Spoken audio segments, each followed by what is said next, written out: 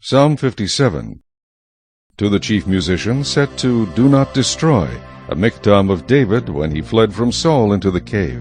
Be merciful to me, O God, be merciful to me, for my soul trusts in you.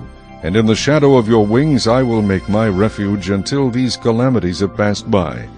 I will cry out to God Most High, to God who performs all things for me. He shall send from heaven and save me. He reproaches the one who would swallow me up. Selah. God shall send forth his mercy and his truth. My soul is among lions. I lie among the sons of men who are set on fire, whose teeth are spears and arrows, and their tongue a sharp sword. Be exalted, O God, above the heavens. Let your glory be above all the earth. They have prepared a net for my steps. My soul is bowed down. They have dug a pit before me. Into the midst of it they themselves have fallen. Selah. My heart is steadfast, O God, my heart is steadfast. I will sing and give praise. Awake, my glory, awake lute and harp. I will awaken the dawn. I will praise you, O Lord, among the peoples. I will sing to you among the nations, for your mercy reaches unto the heavens, and your truth unto the clouds.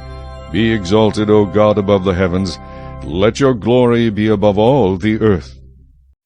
Psalm 57, Prayer for Protection.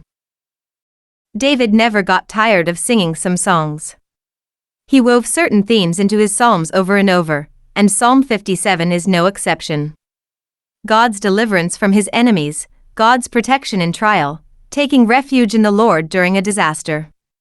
Those are all themes we've encountered before, and will encounter again.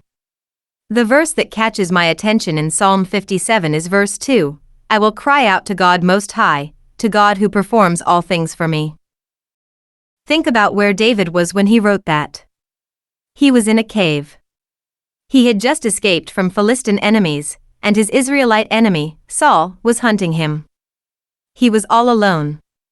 Everyone of significance in his life had abandoned him. But David was not whining or complaining.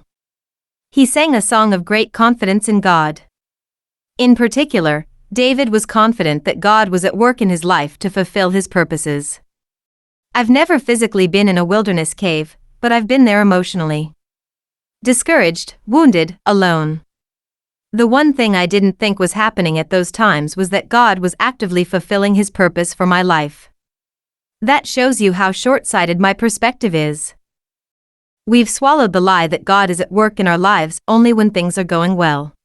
We think doing God's will brings prosperity, health, wealth, and comfort. We never entertain the idea that God's will might include difficulty or hardship or want or pain. The Bible writers were never fogged on this like we are. They saw everything under God's sovereign control. Here's the Apostle Paul's take on it. We know that all things work together for good to those who love God, Romans 8 verse 28.